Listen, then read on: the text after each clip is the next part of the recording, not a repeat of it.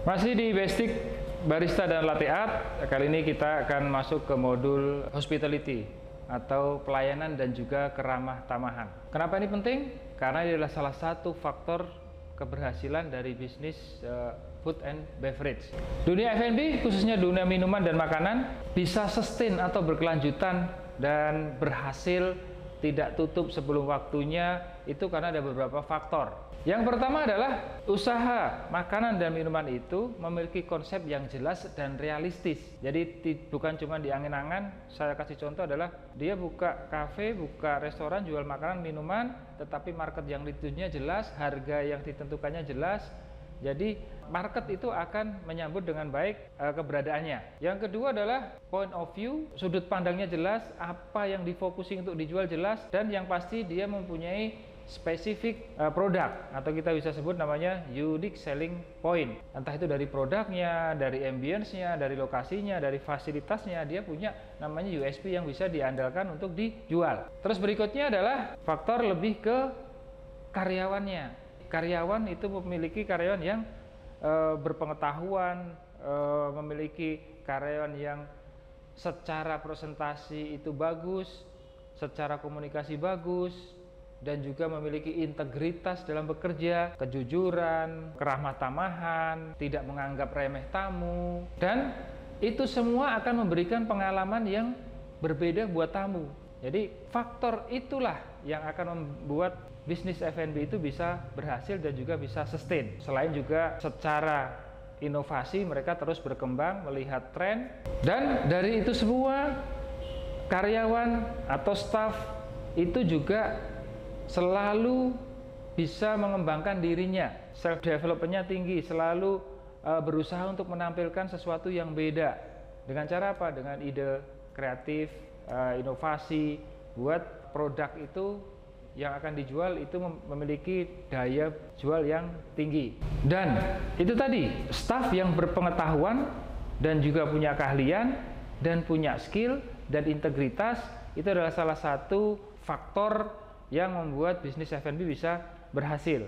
Dan seorang barista selain dia menguasai pengetahuan keahlian mengenai produk yang dijual, dia juga harus mempunyai soft skill, yaitu kemampuan untuk memberikan pelayanan dan keramah tamahan yang memuaskan kepada semua tamu. Karena ini apa? Ini penting. Jadi kalau kita sebagai seorang barista itu dapat memberikan pelayanan dan keramahan, itu akan meningkatkan kepuasan tamu dan juga akan membuat mereka kembali lagi ke tempat kita. Yang kedua, itu bisa meningkatkan brand tempat kita bekerja. Setelah brand kita naik, dikenalin banyak orang, akan membuat orang itu attach ataupun juga orang itu lebih nyaman percaya kepada brand yang kita punya. Sehingga kalau orang sudah percaya kepada brand, akan meningkatkan pendapatan dan juga meningkatkan profit atau laba yang akan dihasilkan oleh bisnis yang kita jalani. Dan hospitality, keramahan ataupun juga service atau pelayanan, ini adalah salah satu cara bagaimana kita mendapatkan feedback yang bagus ataupun feedback yang membangun terhadap produk dan juga jasa yang kita berikan. Dan itu sebagai salah satu kunci untuk terus kita meningkatkan pelayanan dan juga kualitas produk yang kita berikan kepada pelanggan ataupun kepada tamu. Pelayanan dan keramahan seperti apa? Berikut akan saya share beberapa service atau pelayanan dan juga keramahan yang dibutuhkan oleh seorang barista dalam melakukan tugasnya. Seperti apa? Seperti kunci dari pelayanan itu seperti apa? Setelah itu bagaimana kita berkomunikasi secara efektif, bagaimana kita memberikan pelayanan yang memuaskan dan juga personalized service, pelayanan yang individu. Kemudian bar basic service atau pelayanan basic di bar, cara menghadapi konflik atau komplain. Terus kalau kita melakukan telepon, bagaimana etika bertelepon yang baik dan benar. Setelah itu bekerja sebagai tim, dan terakhir adalah bagaimana kita bisa menjaga penampilan diri kita dengan grooming dan juga personal hygiene. Sebelum kita melakukan namanya pelayanan atau keramahan, jadi perlu diingat bahwa kunci kita melayani pelanggan, kunci dalam kita memberikan keramahan kepada pelanggan. Itu adalah di tempat kita atau di kafe kita, tempat kita bekerja, itu mempunyai beberapa hal fundamental yang harus ada. Yang pertama adalah kita mempunyai excellent product. Kita mempunyai produk yang bagus, USP yang bagus yang siap untuk dijual. Yang kedua adalah kita mempunyai lingkungan kerja yang nyaman. Jadi lingkungan kerja itu termasuk kita sebagai seorang barista, hubungannya dengan manajemen, hubungannya dengan waiter, itu baik. Kita mempunyai lingkungan kerja yang aman dan juga nyaman. Terus yang berikutnya lagi, mempunyai ambience atau suasana dengan fasilitas yang memuaskan di tempat kita bekerja.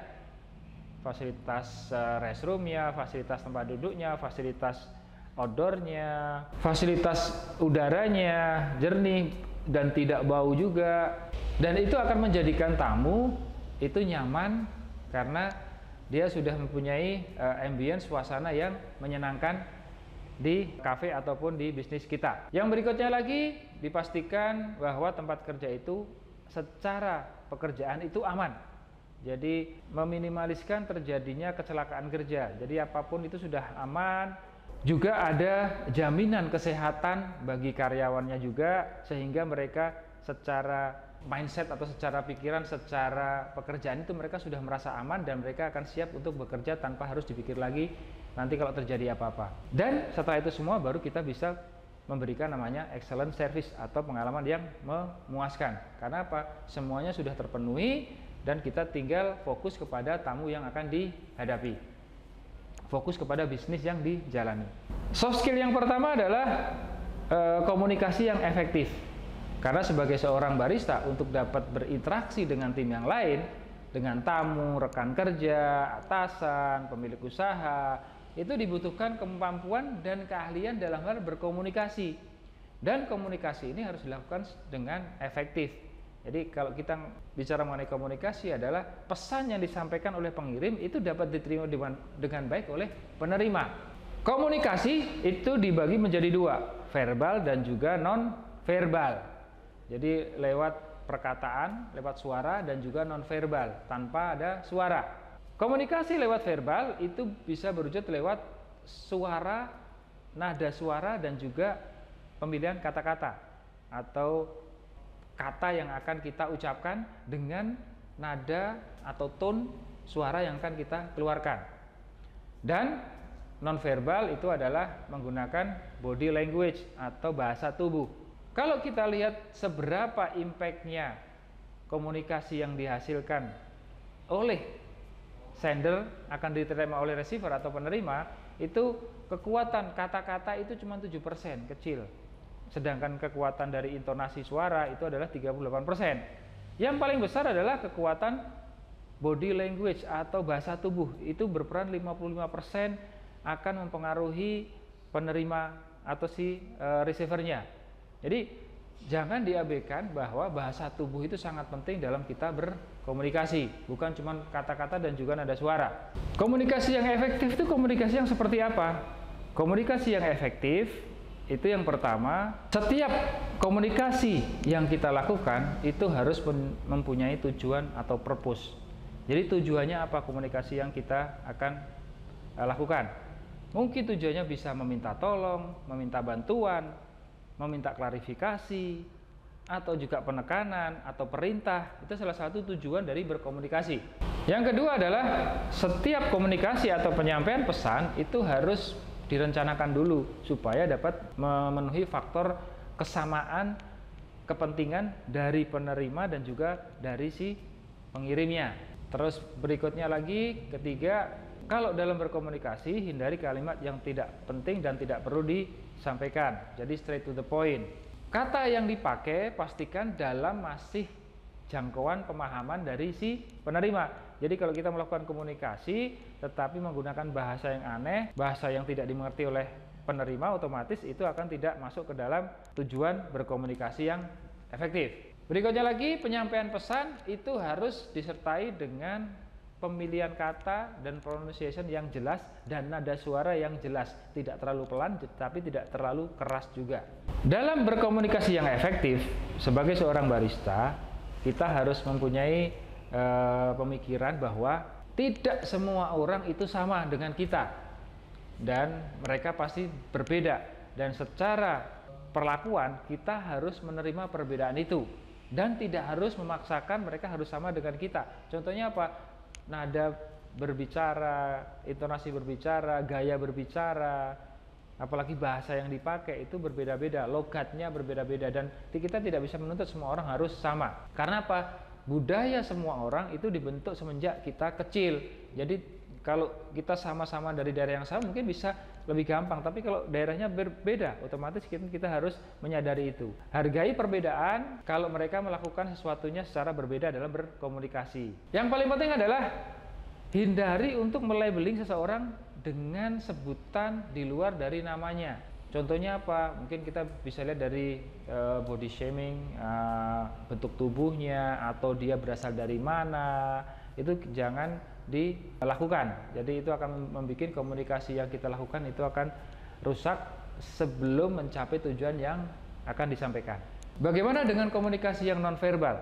Kita bisa lihat dari bahasa tubuh dan juga karakter yang kita bawa. Bahasa tubuh, pastikan kita menunjukkan gestur atau bahasa tubuh yang mengindikasikan kita itu menyimak, mendengarkan, tertarik, dan tidak boring atau tidak bosan. Itu kita bisa lihat dari bentuk tubuh kita, cara kita berdiri, cara kita bicara. Tatapan mata, pastikan tatapan mata kita tertuju kepada yang kita ajak berkomunikasi. Mata kita jangan kemana-mana. Setelah itu baru tangan, pastikan open handed gesture, jangan menunjukkan sekali-kali menunjukkan intimate atau kita bisa bilang close hand kayak gini, kelihatan angkuh juga, atau kita pointing, jadi kita menunjuk dengan telunjuk jari, itu juga tidak bagus. Itu merupakan salah satu intimidasi. Terus juga postur tangan kita jangan terlalu sering melihat jam, karena itu akan menunjukkan kita itu bosan, tidak tertarik dengan percakapan yang terjadi. Dan masih di bahasa tubuh, kalau kita diajak berbicara sama orang, kita berkomunikasi, jangan sekali-kali kita menunjukkan proses stretching. Tahu kan proses stretching? Peregangan tubuh, seperti menggerakkan pinggang. Karakter bentuk fisikal tubuh kita seperti muka, bagaimana kita dilihat itu juga berpengaruh juga.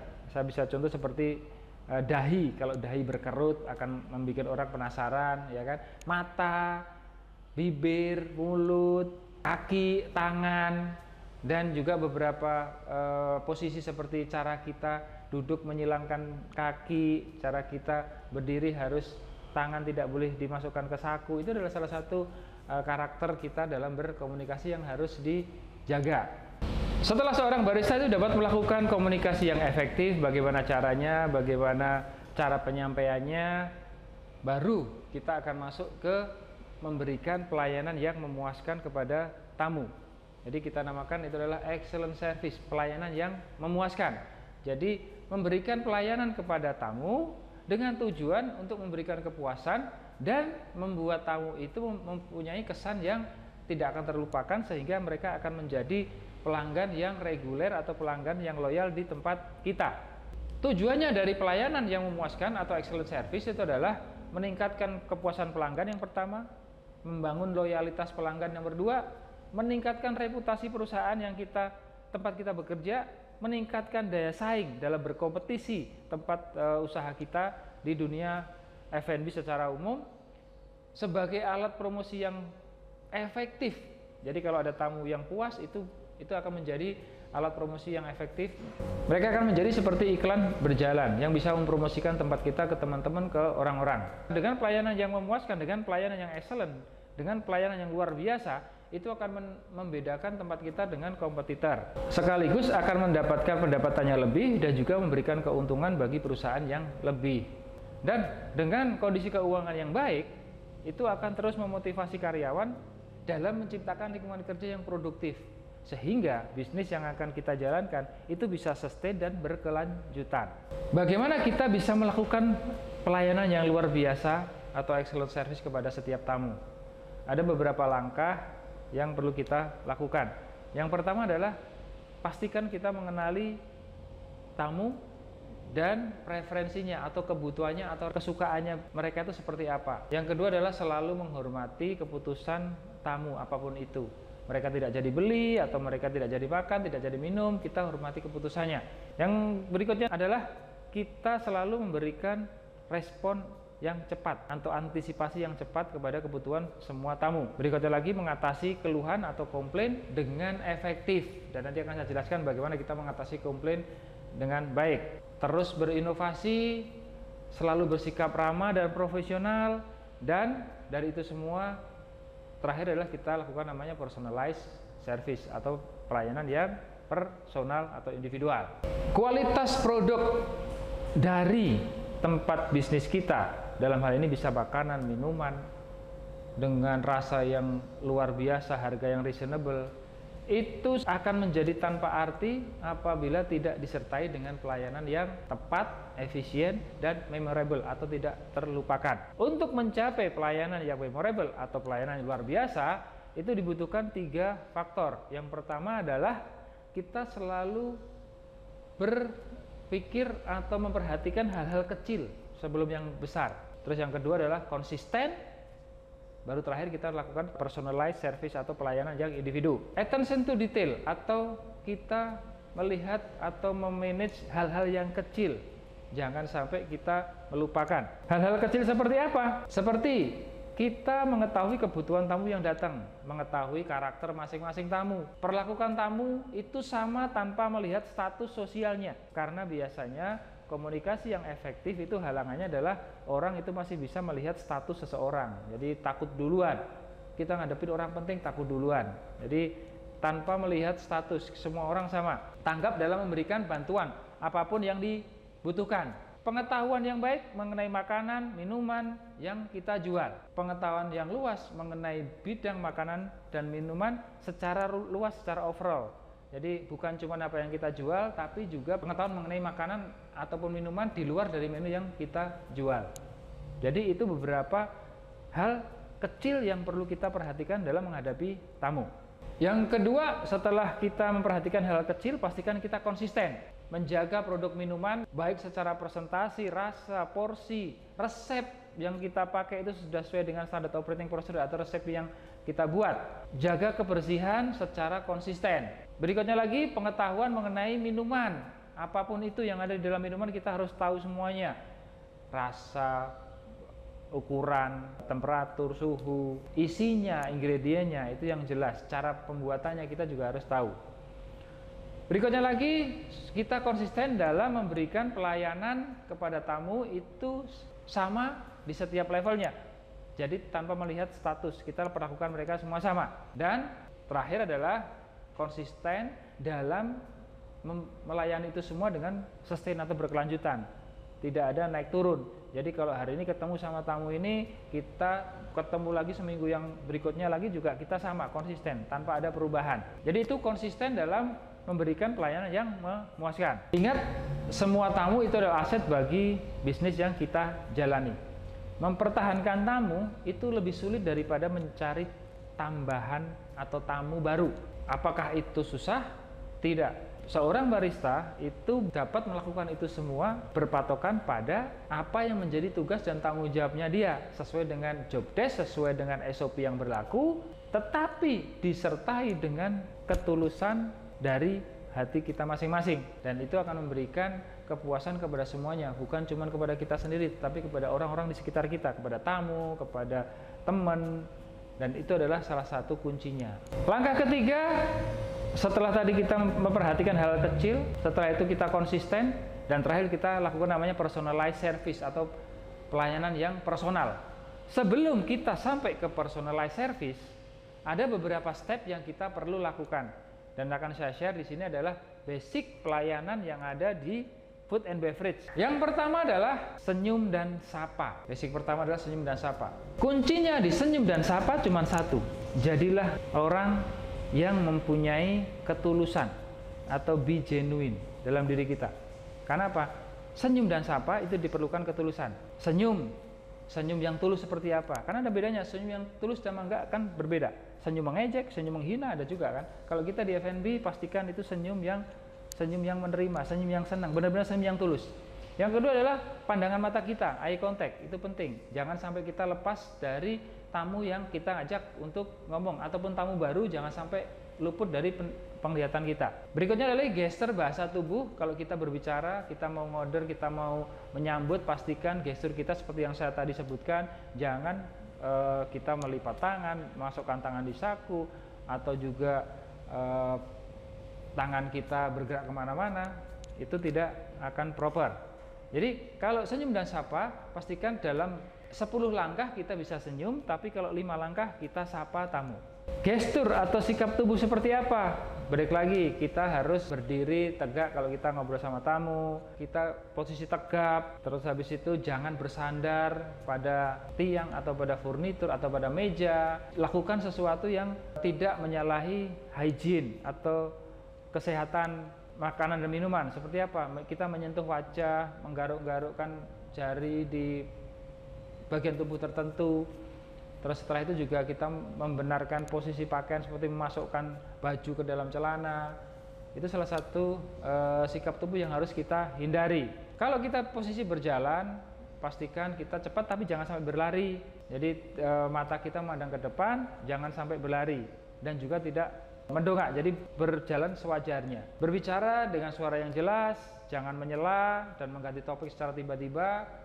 Itu tidak dianjurkan atau tidak disarankan, karena itu akan bikin orang bisa tersinggung. Setelah tadi kita senyum dan sapa, yang kedua adalah bagaimana seorang barista itu dapat memberikan penjelasan yang memuaskan mengenai semua produk yang dijual. Dalam hal ini terutama minuman. Seorang barista nggak mungkin kan, masa kita ditanya minuman terus nggak tahu isinya apa, ingredientnya seperti apa.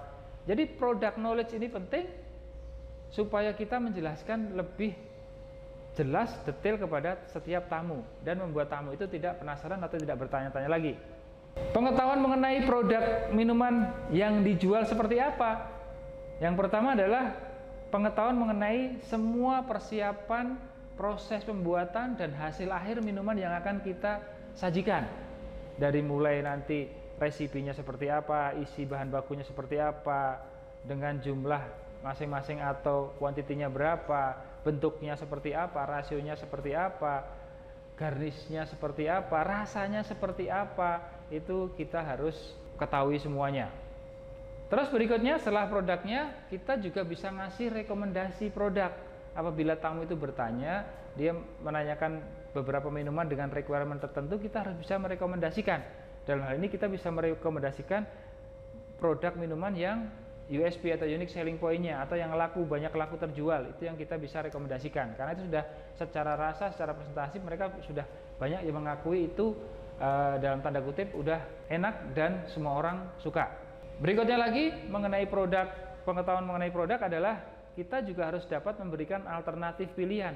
Apabila seorang tamu menginginkan sesuatu minuman tapi ternyata habis, dan kita harus dapat memberikan alternatif minuman yang hampir-hampir mirip, hampir sama dengan yang dia pesan atau dia mau. Langkah ketiga dalam kita memberikan servis atau pelayanan adalah menjaga pengalaman tamu itu, pastikan tidak ada masalah sebelum mereka keluar dari tempat kita atau tempat makan, tempat minum kita. Caranya dengan apa? Caranya adalah setiap tamu kita jaga benar-benar waktu mereka dalam situasi sedang makan atau minum atau berada di tempat kita. Kita mengambil tanggung jawab penuh apabila mereka ada masalah ataupun punya keinginan atau punya permintaan, kita harus bisa mengambil tanggung jawab itu. Memastikan bahwa apapun yang mereka inginkan itu bisa dilakukan, asal itu reasonable, sesuai dengan konsep bisnis yang kita jalani. Yang kedua adalah kita harus mampu menghadapi situasi konflik. Kalau mereka ada sedikit masalah komplain, kita harus bisa menghadapinya. Nanti akan saya jelasin bagaimana step-step menghadapi komplain. Setelah itu, kita juga dapat melakukan namanya recovery atau pemulihan layanan. Setelah mereka ada masalah, apa yang harus kita lakukan? Kita kasih pemulihannya seperti apa? Apakah kayak saya kasih contoh, apakah kita harus ganti produknya, atau kita kasih spesial harga untuk salah satu produk tertentu. Tapi intinya di sini adalah kita bisa mengenali masalah dan kita bisa menyelesaikan masalah itu, dan memastikan bahwa tamu sebelum pulang dari tempat kita itu tidak ada perasaan yang masih mengganjal atau ada masalah yang belum terselesaikan. Karena ada salah satu faktor penting, kalau tamu itu sudah keluar dari tempat kita tanpa ada masalah, itu akan kemungkinan besar dia akan menjadi loyal customer atau tamu reguler yang akan datang ke tempat kita secara reguler juga. Langkah keempat dalam basic pelayanan sebelum kita menuju ke personalized service adalah penampilan kita yang profesional. Jadi penampilan seorang barista yang profesional. Penampilan seperti apa? Seperti seragam atau pakaian yang dipakai itu rapi, bersih, tidak bau, tepat. Kalau kita memakai seragam berarti pemakaian seragam yang benar dan tepat. Postur tubuh kita, bahasa tubuh kita dalam berbicara, dan juga bagaimana kita menjaga personal hygiene atau kebersihan diri kita. Karena apa? Kunci dari seorang yang melayani customer, apalagi di bidang minuman, aroma itu sangat penting sekali. Apalagi kalau kita tidak menjaga personal hygiene, body odor atau bau badan kita, itu akan mempengaruhi kualitas rasa minuman yang akan kita nikmatin.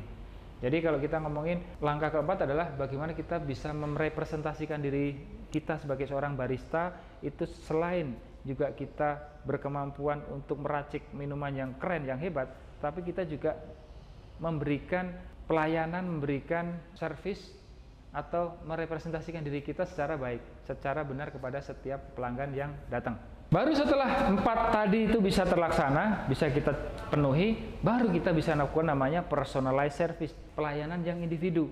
Pelayanan yang pertama kita gunakan adalah pelayanan dengan menggunakan nama tamu, penyebutan nama tamu. Kenapa penyebutan nama tamu? Penyebutan tamu dengan nama itu sekaligus menunjukkan kita lebih perhatian dan sebagai salah satu bentuk penghargaan kita kepada tamu. Jadi tamu itu akan merasa diperhatikan dan disambut dengan baik dan luar biasa, dan sekaligus menunjukkan bahwa kita dan tempat di mana kita bekerja itu peduli ketika mereka datang ke tempat kita dan kita merecognize atau mengenalinya, dan itu sebagai salah satu penghargaan buat tamu. Dia merasa sesuatu yang beda sampai disebut namanya. Jadi penyebutan nama itu sudah salah satu privilege atau salah satu penghargaan yang kita berikan kepada tamu. Yang kedua adalah setelah kita tahu namanya, kita pahami karakternya dan juga preferensinya. Jadi namanya, setelah itu baru karakternya seperti apa, kesukaannya apa yang tidak suka, itu kita paham. Dari makanan, minuman, tempat duduk, itu sudah kita bisa lihat karakter dan juga preferensinya. Berikutnya lagi, pastikan kita memberikan personal service atau memberikan pelayanan yang personal, itu jangan sampai lepas dari namanya senyum dan sikap tulus di setiap waktu, terutama waktu kedatangan dan juga kepulangan tamu. Mengidentifikasi keinginan tamu sebelum diminta.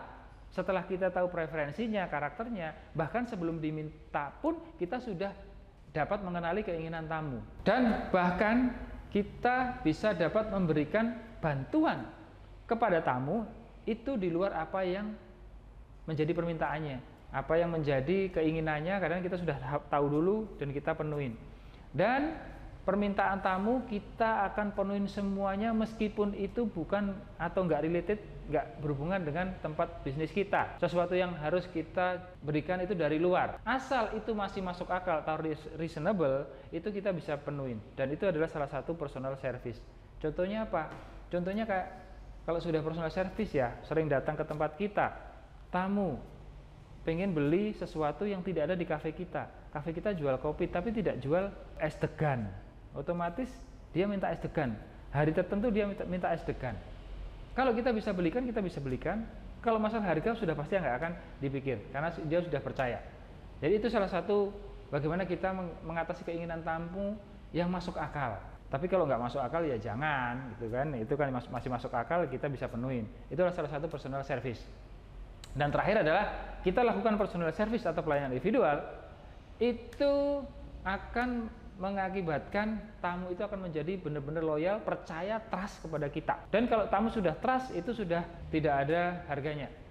Itu sudah beyond, udah jauh dia attach di pikirannya dia bahwa kalau mereka pasti minum pasti ke tempat kita, karena sudah sangat percaya. Pada tahap sampai percaya itu dibutuhkan namanya konsistensi dari pelayanan yang kita berikan. Dari semuanya tadi, nomor 1 senyum sapa, product knowledge, memastikan kepuasan tamu selama mereka berada di tempat kita, professional image, dan itu semua tercukupin, konsisten kita jalankan, penyebutan tamu semua karakter itu baru kita bisa melakukan itu konsisten dan membuat tamu itu akan menjadi loyal customer. Selain penyebutan nama, tadi saya sudah mention kita mengetahui preferensi atau karakter dari tamu yang harus kita kenali.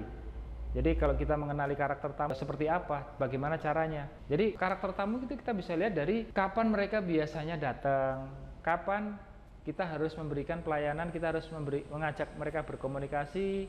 Setelah itu kita juga paham bagaimana sikap dan tingkah laku mereka selama di restoran, apakah orangnya suka diajak ngobrol atau orangnya pendiam atau orang yang serius. Kita harus tahu karakter seperti itu. Terus juga kapan tahu waktunya mereka tidak mau diganggu, karena ada beberapa orang itu yang kalau makan minum tidak mau diajak ngobrol juga ada. Jadi kita tahu waktunya kapan mereka bisa diganggu atau bisa diajak ngobrol ataupun tidak bisa diganggu. Terus kapan kita memberikan pelayanan kepada mereka yang membuat mereka menjadi orang yang personal atau menjadi orang yang VIP gitu kan. Mungkin waktu pas mereka berkunjung biasanya sendiri, setelah itu sama teman-temannya datang rombongan, dan itu kita bisa lakukan mereka seperti VIP. Itu memberikan penghargaannya lebih kepada mereka juga. Setelah tadi kita melakukan namanya excellent service secara general, pelayanan yang memuaskan, mulai dari pelayanan yang basicnya sampai juga pelayanan yang personal atau pelayanan individu. Berikut ini lebih spesifik lagi pelayanan yang ada di bar atau basic bar servis dari seorang barista. Yang pertama adalah pastikan kita menyambut dan melepas kepulangan setiap tamu yang datang. Jaga kebersihan di setiap saat, jaga kebersihan diri kita, tempat bar kita bekerja, peralatan bar yang digunakan, semua peralatan saji, gelas, cup saji, itu pastikan dalam keadaan bersih. Apabila di bar itu ada akses, tamu bisa melihat proses pembuatan minuman, pastikan kita menunjukkan profesionalisme kita dalam bekerja dengan apa? Dengan selalu menjaga hygiene atau kebersihan dan juga prosedur step-stepnya kita lakukan dengan benar. Dan jangan sampai seorang barista dilihat sama tamu terus kita melakukannya dengan sembunyi-sembunyi. Kalau dilihat sama tamu, kita tunjukkan bahwa kita seorang barista yang profesional. Bagaimana kita bekerja, profesional kita bekerja, kita tunjukkan. Dan itu sebagai salah satu gimmick dalam melayani tamu yang ada di bar. Dan pastikan waktu kita dilihat sama tamu di bar, proses pembuatan minuman, jangan sampai kita kehilangan eye contact atau tatapan mata ke tamu. Sekali-sekali kita lihat tamunya, jangan cuman sibuk bikin minum tapi tamunya dicuekin. Dan juga jangan terus langsung kita tinggalkan pekerjaan kita bikin minum terus kita ngobrol sama tamu, jangan juga. Jadi kita harus lakukannya secara tepat, secara efektif. Jalin komunikasi dengan tamu saat mereka berkunjung di bar. Terus perlakukan semua tamu sama, dan seorang barista itu harus dituntut untuk berperilaku jujur di setiap saat. Jadi jujur dalam proses pembuatan minuman, tidak cheating, bagaimana dalam proses billing atau pembayaran, dan jangan terlalu banyak mengharapkan uang tip juga sih kalau kita sebagai seorang barista ya. Jadi itu beberapa basic service atau pelayanan basic yang ada di bar. Terakhir adalah bagaimana seorang barista itu harus selalu atentif atau perhatian kepada tamu yang datang kapanpun.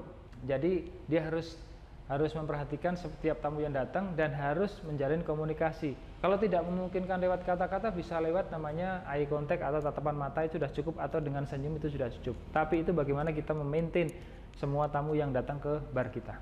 Perlu diingat bahwa setiap tamu itu mempunyai peran penting dalam kelangsungan bisnis F&B yang kita jalani. Jadi kita harus memastikan bahwa mereka selalu puas dan kita bisa mendapatkan pelanggan baru yang puas dan pelanggan baru lewat tamu yang puas, dan dengan apa? Dengan kita bekerja sesuai dengan reputasi yang kita bangun. Caranya membuat tamu puas gimana? Kalau terjadi namanya konflik atau tamu tidak puas gimana? Dan kita harus dapat mengatasinya atau menghandle komplain. Ada beberapa langkah atau step bagaimana cara kita menghadapi komplain yang benar dan tepat. Dalam menangani keluhan atau komplain, pertama kita mengetahui dulu kenapa sih tamu itu komplain, kenapa kok ada tamu sampai dia komen ada masalah yang terjadi. Pasti ada ada sesuatu yang terjadi. Dan itu bisa diakibatkan karena apa? Satu, ekspektasi dari tamu itu tidak terpenuhi dengan produk ataupun pelayanan yang kita berikan. Yang kedua, mungkin tamu itu melepaskan rasa marahnya karena sesuatu yang tidak terpenuhi itu. Yang ketiga, seorang tamu yang komplain itu biasanya juga memberikan referensi kepada tamu-tamu yang lain, atau memberikan tanda kepada yang orang lain yang sama-sama menikmati produk yang kita jual atau kita sajikan, itu supaya mereka juga tahu, alert. Jadi kayak mereka semacam mengannounce bahwa ada masalah di sini biar semuanya juga tahu. Berikutnya lagi, tamu yang komplain bisa juga karena dia sudah tidak memutuskan lagi menjadi tamu kita. Tetapi bisa juga dengan komplain itu membantu kita untuk menjadi lebih baik. Jadi itu beberapa alasan kenapa tamu bisa komplain. Dan setelah kita memahami kenapa tamu bisa komplain, dan dari kita sendiri, kita juga sudah punya pemahaman terhadap komplain. Jadi kalau terjadi komplain atau keluhan, itu terimalah sebagai masukan buat pengembangan diri yang akan kita lakukan ke depannya. Pengembangan produk, pengembangan servis, pengembangan pelayanan yang kita akan berikan. Anggaplah keluhan itu sebagai umpan balik yang sangat berharga. Dan kita menyadari setiap tamu yang komplain, itu mereka pasti punya alasan yang pasti dibalik itu. Dan kadang kita tidak dapat melihatnya secara jelas, tapi tamu itu bisa merasakan dan bisa mengalaminya sendiri. Dan terakhir adalah penanganan komplain atau keluhan yang tepat itu akan sedikit lebih merugikan perusahaan dibanding kerugian yang lebih besar diakibatkan kita kehilangan pelanggan apabila kita tidak mampu menyelesaikan keluhan dari pelanggan yang datang ke tempat kita. Apalagi sampai mereka pulang masih ada masalah, itu kemungkinan besar mereka pasti tidak akan kembali lagi ke tempat kita. Sedangkan kerugian yang sedikit, mungkin kita menghadapi keluhan komplain butuhkan ekstra kesabaran, waktu, atau mungkin juga proses recovery atau pemulihan, tapi cuma sedikit cost yang kita berikan kepada tamu untuk bisnis kita. Daripada kita kehilangan tamu, mereka tidak akan balik lagi. Langkah apa yang kita perlukan dalam menghadapi komplain? Pertama adalah kita terima keluhan, semua keluhan itu dengan serius. Luangkan waktu untuk mengamati keadaan, terus kita juga memahami faktor yang lain yang berhubungan dengan keluhan yang terjadi. Terus kita melakukan pendekatan yang tepat di setiap situasi yang kita hadapi. Jadi jangan terlalu emosi dulu, tapi kita melakukan pendekatan yang lebih tepat. Kalau kita tidak bisa mengatasinya, buatlah permintaan atau saran dari orang lain atau dari orang yang mempunyai posisi lebih tinggi dari kita atau orang yang lebih tepat. Jadi kita bisa minta saran dari orang. Terus selalu ingat bahwa komplain atau keluhan itu yang terjadi apa yang dikeluhkan, bukan masalah pribadi atau personal. Jadi tetap fokus kepada keluhan atau komplainnya, bukan masalah personalnya. Stay cool, tetap tenang, tidak emosi, tidak terburu-buru, fokus pada masalah dan bukan pada orangnya. Terakhir adalah pastikan tujuan kita jelas. Yang ada di pikiran kita sebagai seorang barista adalah bagaimana merubah orang yang tidak puas, kecewa, komplain menjadi tamu yang senang dan terpuaskan dan tidak ada masalah lagi. Itu tujuan utama kita sebagai seorang barista dalam menghadapi komplain. Step atau langkah yang diperlukan bagaimana kita menghadapi komplain, ada 5 langkah dalam kita menghadapi komplain. Yang pertama adalah kita ajak dulu, kita alihkan tamu yang komplain. Kalau komplainnya itu di tempat yang ramai, di dalam bar atau di tempat yang penuh dengan orang, kita ajak ke tempat yang lebih tenang, di luar dari kebisingan. Jadi kita ajak ke tempat yang lebih tenang, baru kita lakukan komunikasi. Pertama adalah dengarkan. Dalam proses mendengarkan ini, jangan sampai kita menyela apa yang tamu katakan. Kita dengarkan sampai selesai, sampai habis apa yang menjadi keluhan tamu. Jangan sekali-kali kita menyela. Menyela itu akan membuat tamu lebih marah lagi.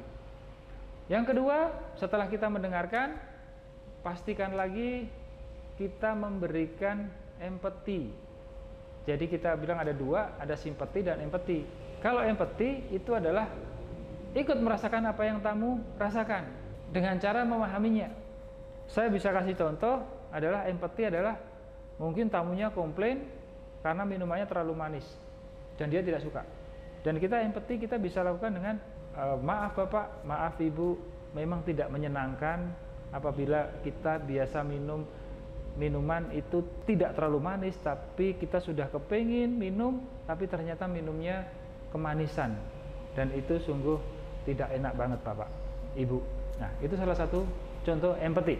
Jadi kita merasakan apa yang tamu rasakan, dan di langkah ini kita ambil catatan apa yang menjadi keluhan buat tamu.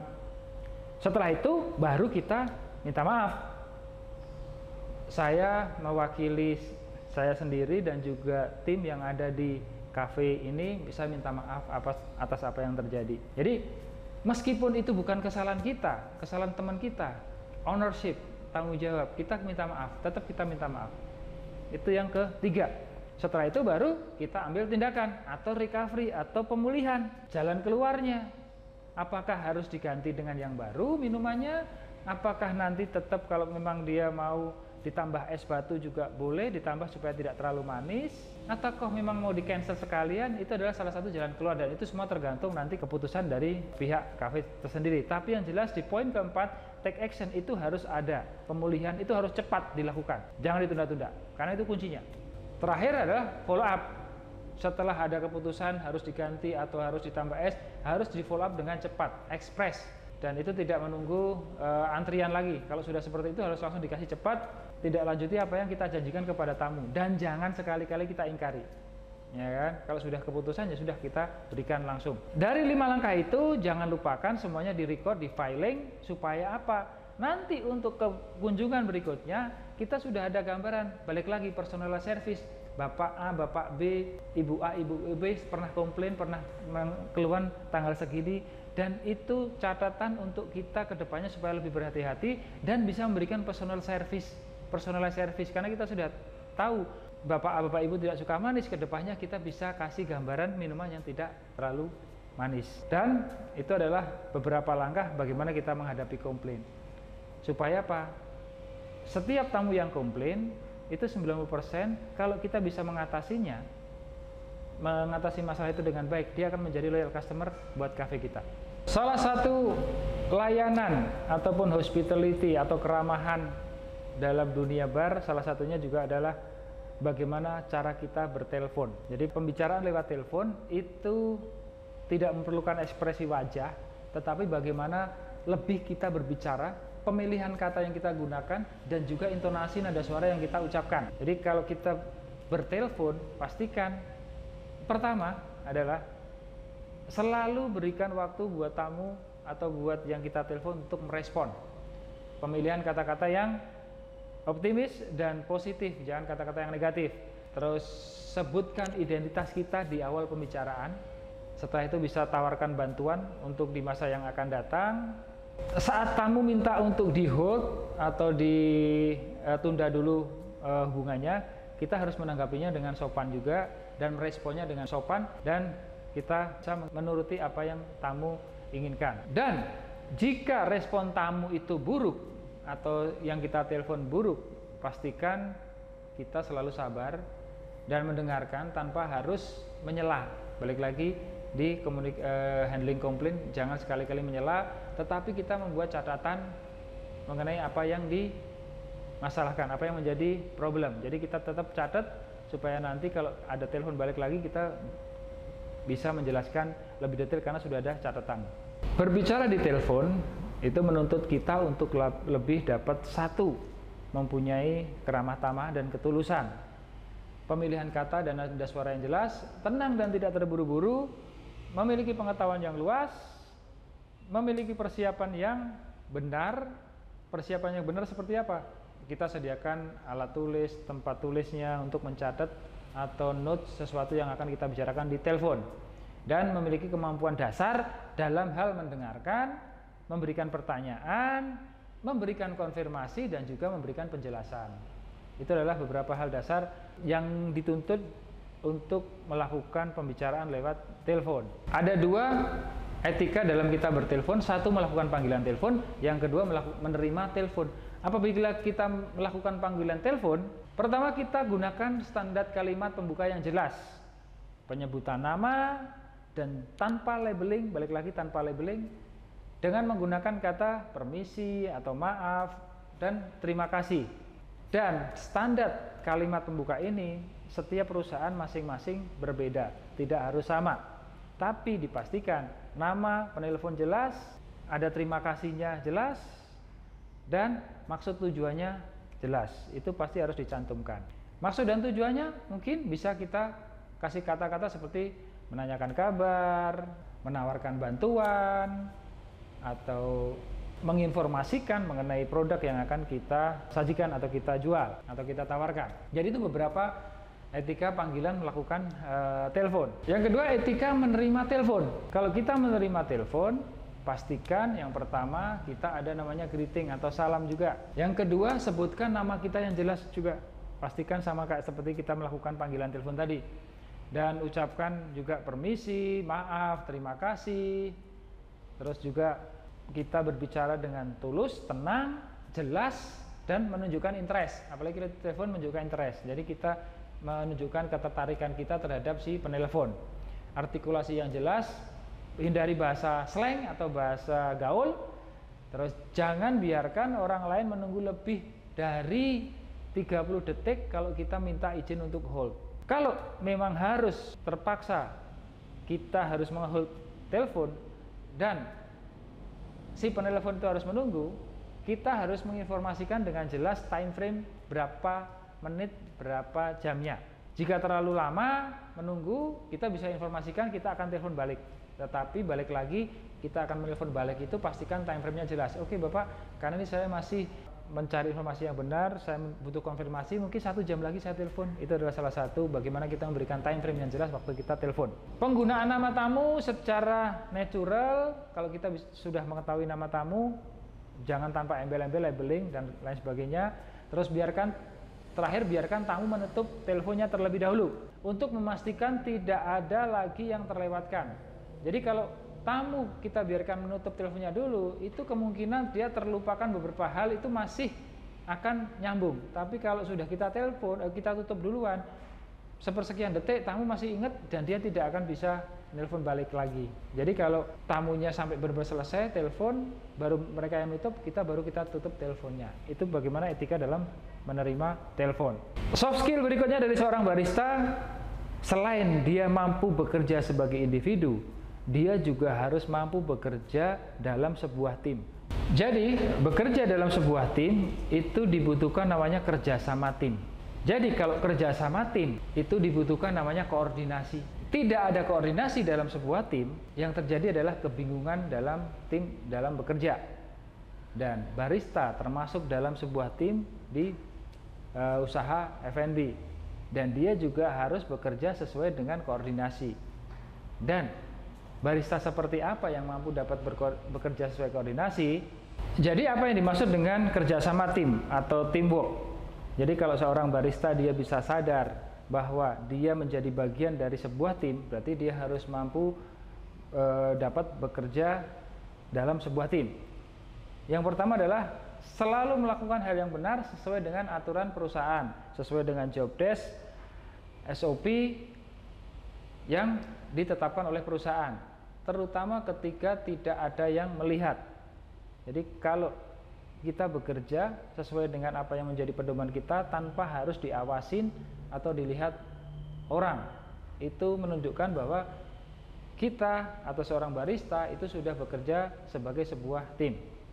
Saling menghargai dan mengerti apa akibat dari perilaku kita ke teman, tamu, pelanggan, dan juga lingkungan kerja di kita. Jadi kita bisa menjaga perkataan dan juga tindakan yang bisa terjadi perselisihan ataupun ketidakharmonisan dalam sebuah tim. Sehingga kalau tidak ada harmonisan dalam sebuah tim pasti akan gagal dalam mencapai tujuannya.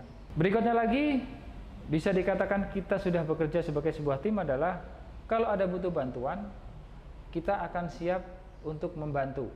Tetapi dibarengi juga, kalau kita butuh bantuan, kita juga harus teriak, kita minta bantuan. Jadi jangan kita aja yang bisa membantu, tapi kalau ternyata kita butuh bantuan, jangan malu, jangan gengsi, jangan takut untuk meminta bantuan.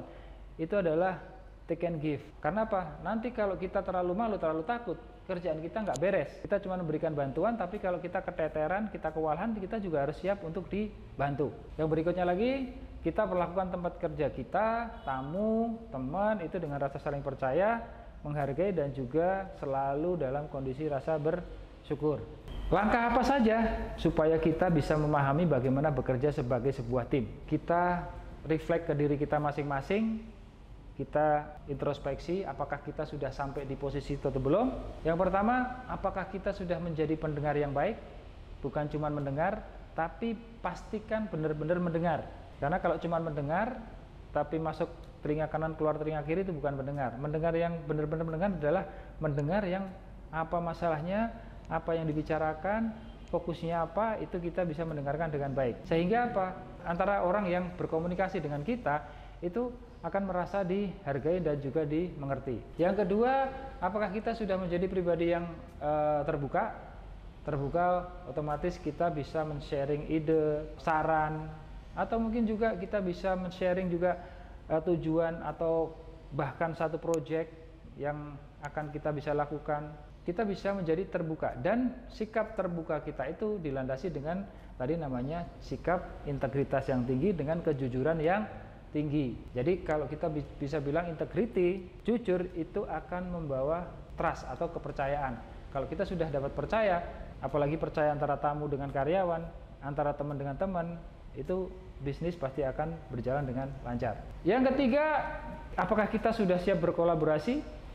Menciptakan lingkungan yang nyaman, di mana semua orang itu bisa mengeluarkan ide dan kreativitinya dengan bebas, masukan tanpa harus dibatasi dan juga dibebani dengan argumen-argumen yang tinggi.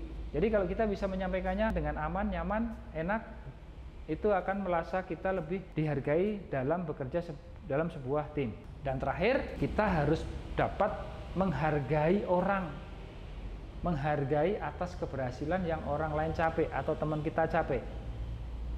Itu tidak gampang, karena kalau kita lihat orang lain berhasil, kita mengasih penghargaan itu belum tentu semua orang bisa. Tapi nanti kalau kita bisa menjadi seorang yang bisa menghargai keberhasilan orang lain, suatu saat kalau kita berhasil, kita juga akan dapat penghargaan dari orang lain. Itu terkesan kecil, tapi itu impact-nya besar buat tim. Penghargaan itu nggak harus berwujud uang, nggak harus berwujud hadiah, tapi cuma cukup kata-kata itu sangat tinggi impact-nya. Seperti contoh terima kasih, itu sudah menjadikan penghargaan yang besar impact-nya kepada setiap tim yang mempunyai pekerjaan yang bisa dikerjakan dengan bagus. Kategori yang berikutnya, untuk kita lebih bisa bekerja dalam sebuah tim, kita mempunyai komunikasi yang bagus. Kita memahami bahwa semua orang itu tidak sama, dan kita harus menyesuaikan cara berkomunikasi kita dengan cara yang bisa dipahami oleh semua orang, dan tidak harus memaksakan orang lain harus seperti kita. Seperti di effective communication, bagaimana kita memahami orang, tetapi balik lagi kita juga tidak harus memaksakan orang akan mengikuti gaya komunikasi yang kita lakukan. Berikutnya lagi adalah kita mempunyai passion, kita mempunyai energi yang sama. Jadi menjaga passion kita, menjaga antusiasmenya kita dalam bekerja, itu bisa kita tunjukkan dalam setiap interaksi yang kita lakukan, untuk menciptakan suasana yang dapat memotivasi semua orang supaya kerjanya di level yang sama. Setelah itu baru kita peduli. Apakah kita sudah peduli pada teman kita? Jadi peduli itu bukan cuman waktu orang kesusahan, tapi waktu orang senang pun kita juga peduli. Waktu orang kesusahan, teman kita lagi masanya lagi di bawah, kita kasih semangat, itu peduli. Tapi kalau orang lain masih di atas, ya berarti kita kasih penghargaan juga. Jadi kita jangan pelit di situ. Peduli bukan cuma lihat orang yang lagi susah, tapi orang senang pun kita juga peduli. Itulah gunanya kerja sama tim. Dan yang terakhir, apakah dari semua itu kita sudah menjadi contoh yang baik buat teman kita? Kita menjadi individu yang menjadi contoh, role model yang baik untuk semua tim. Kita memberikan contoh dan juga memberikan contoh perilaku ke kerja kita di setiap harinya. Apakah itu sudah mencerminkan kita sebagai seorang tim yang baik? Jadi kalau kita bisa bilang bahasa Inggrisnya adalah walk the talk. Jadi cara kita, apa yang kita praktekkan itu yang akan berbicara, bukan cuman cara kita ngomong-ngomong aja, tapi bagaimana kita bekerja, bagaimana kita berperilaku itu yang akan berbicara. Yaitu tadi beberapa langkah dan pemahaman mengenai kerja sebagai sebuah tim. Salah satu langkah atau salah satu faktor dasar dalam kita memberikan layanan yang memuaskan kepada tamu adalah penampilan diri kita yang profesional. Jadi bagaimana cara merepresentasikan diri kita, cara kita berpenampilan itu sangat dituntut dalam melakukan layanan yang akan menjadi layanan yang memuaskan kepada tamu. Penampilan diri seperti apa dari seorang barista?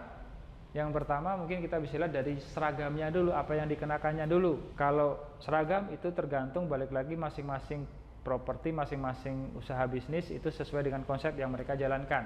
Tapi dipastikan bahwa kalau pemakaian seragam itu harus sesuai dengan standar dan pastikan bersih dan tidak bau. Itu sudah pasti. Yang keduanya adalah sepatu. Pastikan sepatunya juga benar-benar bersih, tidak sobek, tidak robek. Sepatu yang bersih, kalau kita mau pakai sepatu yang perlu disemir juga harus disemir, tapi kalau gayanya sport pastikan itu bersih dan tidak bau juga. Rambut itu pastikan bersih dan terawat, kecuali kalau konsep kafenya rambutnya gondrong boleh, nggak masalah. Pastikan rambut itu rapi juga, tidak kutuan, ya kan. Kalau mungkin ada yang beberapa disemir atau dicat itu tergantung konsep perusahaannya masing-masing. Tapi juga pastikan rambut itu menjadi hal yang menarik untuk diperhatikan dalam proses penampilan diri. Berikutnya lagi pemakaian perhiasan, hati-hati. Jadi perhiasan itu selain dari segi estetika, kalau terlalu banyak itu juga akan mengganggu, dan juga salah satu faktor yang mempengaruhi keamanan dalam hal minuman, atau kita bisa bilang food safety minumannya itu bisa terganggu. Karena apa? Itu bisa pemakaian anting, cincin yang berlebih itu nanti kalau dia bisa lepas, bisa masuk ke dalam minuman juga, itu berbahaya buat tamu. Jadi pemakaian anting, kalung itu sesuaikan dengan konsep perusahaan yang akan dijalaninya, dan itu beda-beda.